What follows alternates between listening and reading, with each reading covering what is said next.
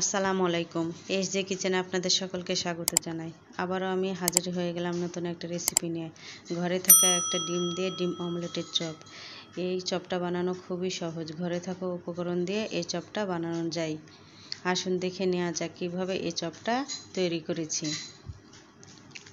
প্রথমে আমি একটা বলে 2 চামচ বেসন নিয়েছি আর 1 চামচ চালের গুঁড়া নিয়েছি। আপনারা বেসনের পরিবর্তে ময়দা বা আটাও নিতে পারেন। চালের গুঁড়াটা অবশ্যই নেবেন মুচমুচের জন্য।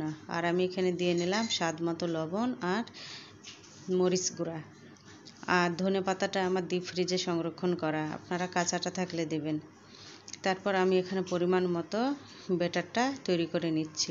অল্প অল্প পানি দিয়ে এটা তৈরি করে নিচ্ছি। আর কালারের জন্য আমি দিয়ে নিলাম সামান্য পরিমাণে হলুদ।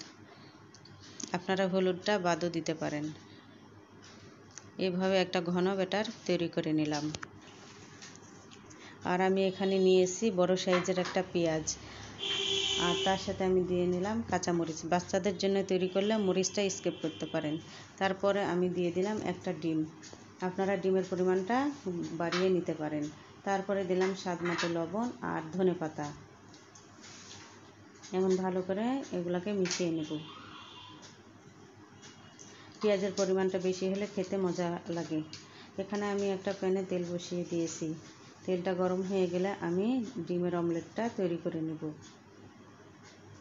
যেহেতু পেঁয়াজের পরিমাণ বেশি, সঙ্গে সঙ্গে উল্টানো যাবে না। একে আমি ঢাকনা দিয়ে কিছুক্ষণ রান্না করে নেব।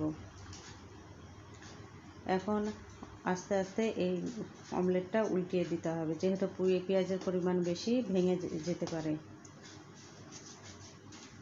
সময় নিয়ে ডিমটা ভেজে নিতে হবে। আমার ডিমটা এক পাশ ভাজা হয়ে গেছে, আমি উল্টিয়ে দিলাম। এখন আমি সাইজ অনুযায়ী কেটে নিচ্ছি। আপনারা আপনাদের মতো সাইজ দিয়ে কেটে নেবেন। আর অমলেটটা ভালো করে ভেজে নিতে হবে। আমার এগুলো কাটা হয়ে গেছে।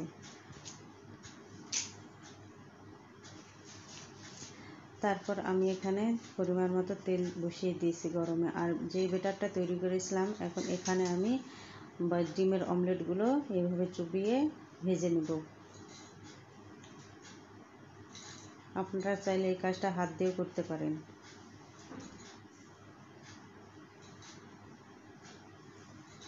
এইভাবে আমি এক এক করে সবগুলো গরম তেলে দিয়ে দিব। চপগুলো দেওয়ার পর সঙ্গে সঙ্গে এগুলা উল্টাতে যাবেন না, ভেঙে যাবে। কিছুক্ষণ নিচটা যখন হয়ে আসবে তখন এটাকে উল্টিয়ে দিতে হবে। এই যে যখন নিচটা ভাজা হয়ে যাবে, তেলের উপর ভেসে উঠবে।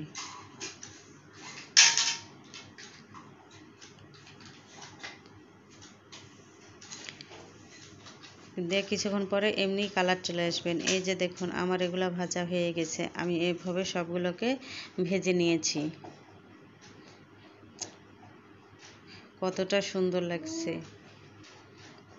এই যে দেখুন কতটা সুন্দর, কতটা সহজে এই ডিম অমলেটের চপটা রেডি হয়ে গেল।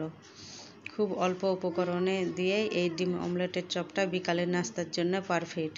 খেতে অনেক মজা হয়, বাচ্চারাও এটা পছন্দ করে।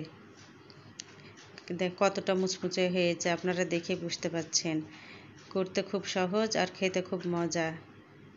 বাসাতে একবার ট্রাই করে দেখবেন। আসসালামু আলাইকুম।